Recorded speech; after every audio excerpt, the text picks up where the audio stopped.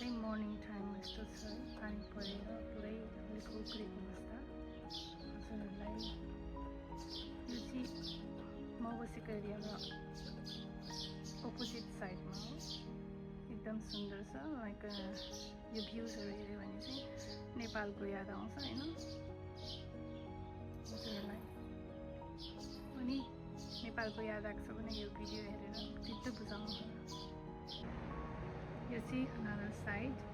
It's look cloudy, and after raining, it's clean. Look nice.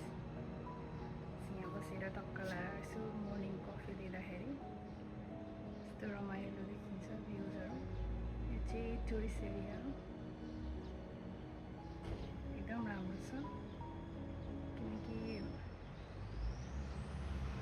कुनै पल कुनै क्षणहरू चाहिँ एक्लै बसेर कहिलेकाहीँ कफी लिएर टक्क आफ्नो मनका भावनाहरूलाई यो रुखहरू यो समुद्रहरूतिर हेरेर एक्लै मनमा नै बोल्दाखेरि पनि अलिक आनन्द मिल्ने रहेछ होइन त्यही भएर त्यो त्यहाँनिर बस स्टेसन देखिरहेछ त्यो चाहिँ म जहिले पनि त्यहाँबाट बस लिएर चाहिँ म घुम्न जान्छु होइन यो चाहिँ म बस्ने एरिया हो Have a nice day, have a wonderful day, good day everyone.